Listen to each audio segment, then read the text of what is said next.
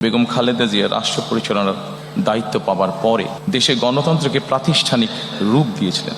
এবার বাংলাদেশ পুনর্গঠনের পালা।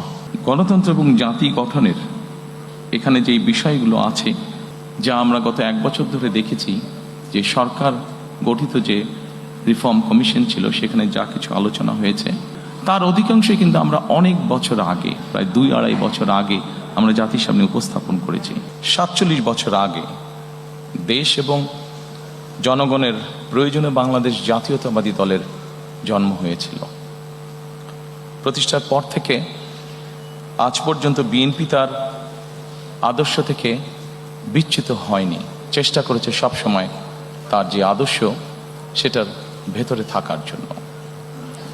বিএনপির প্রতিষ্ঠাতা স্বাধীনতার ঘোষক শহীদ রাষ্ট্রপতি জিয়াউর রহমান দেশ পরিচালনার দায়িত্ব নিয়ে দেশের স্বাধীনতার সার্বভৌমত্বকে সুদৃঢ় করার চেষ্টা করেছিলেন। তিনি দেশে বহুদলীয় গণতন্ত্র করেছিলেন প্রতিষ্ঠিত, দেশে বাক এবং ব্যক্তি স্বাধীনতা ফিরিয়ে দিয়েছিলেন।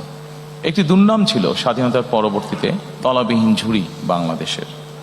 সেই দুর্নাম থেকে মুক্ত করে দেশকে একটি স্বনির্ভর রাষ্ট্রে পরিণত করেছিলেন শহীদ রাষ্ট্রপতি জিয়াউর রহমান।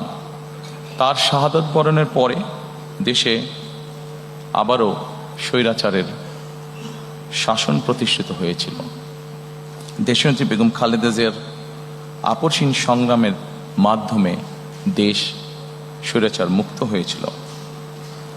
জনগণের রায় বেগম খালেদা জিয়া রাষ্ট্র পরিচালনার দায়িত্ব পাবার পরে দেশে গণতন্ত্রকে প্রাতিষ্ঠানিক রূপ দিয়েছিলেন, দেশে প্রতিষ্ঠিত করেছিলেন সংসদীয় গণতন্ত্র।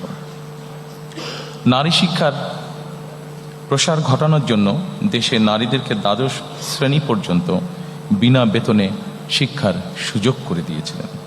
দেশনেত্রী বেগম খালেদা জিয়ার নেতৃত্বে 2001 সালে তৃতীয়বারের মতন রাষ্ট্র পরিচালনার দায়িত্ব পেলে বেগম খালেদা জিয়া অর্থনীতিকে বাংলাদেশকে এশিয়ার এমার্জিং টাইগারে পরিণত করেছিলেন। ফ্যাসিবাদী শাসনের 1.5 দশকেরও বেশি সময় জনগণের সকল ক্ষমতা কেড়ে নেওয়া হয়েছিল। দেশকে পরিণত করা হয়েছিল একটি তাবেদার রাষ্ট্রে। দেশের সকল সাংবিধানিক প্রতিষ্ঠানগুলোকে অকার্যকর করে দেওয়া হয়েছিল। হাজারো প্রাণের বিনিময়ে বাংলাদেশ ফ্যাসিবাদ মুক্ত হয়েছে। ফ্যাসিবাদ মুক্ত বাংলাদেশে আবারও জনগণের অধিকার প্রতিষ্ঠার সুযোগ তৈরি হয়েছে। এবার বাংলাদেশ পুনর্গঠনের পালা। প্রায় 20 কোটি মানুষের জন্য বাংলাদেশকে একটি গণতান্ত্রিক নিরাপদ রাষ্ট্রে প্রতিষ্ঠিত করার পালা।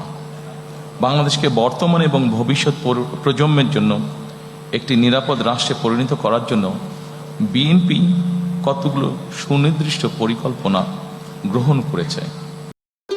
ভবিষ্যৎ হোক নিরাপদ, বিনিয়োগ হোক বিশ্বস্ত, আর আমার পছন্দ সল্ট বে। ওয়েলকাম টু সল্ট বে।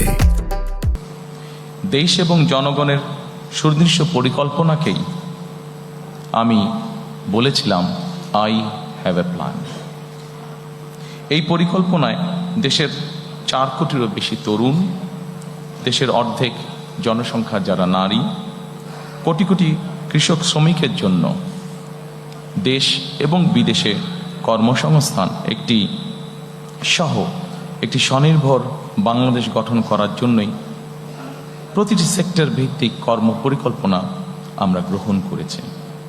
প্রথমে আমরা যেটি বলেছি রাষ্ট্র ব্যবস্থার সংস্কার।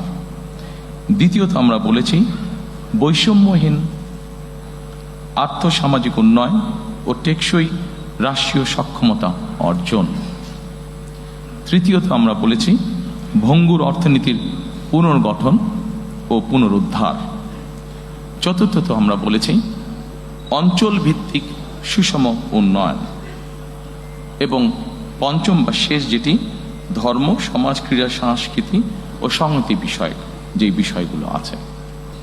এখন আমরা প্রথমেই চলে আসি রাষ্ট্র ব্যবস্থার সংস্কার। সম্মানিত উপস্থিতিবৃন্দ, রাষ্ট্র ব্যবস্থার যে সংস্কার আমরা যারা বিভিন্নভাবে প্রতিদিন খবর রাখি দেশ জাতি সবকিছু দেখে আমরা এতটুকু বুঝেছি আমাদের রাষ্ট্রীয় ব্যবস্থার মধ্যে বেশ কিছু সংস্কারের প্রয়োজন আছে। আপনাদের কাছে যে ফোল্ডারটি আছে এখানে আপনারা যদি দেখেন এর ভেতরে কয়েকটি ভাগ আমরা করেছি। গণতন্ত্র ও জাতি গঠন, মুক্তিযুদ্ধ, অভ্যুত্থান, সাংবিধানিক সংস্কার, সুশাসন এবং স্থানীয় সরকার। আমি ডিটেইল আলোচনায় যাব না।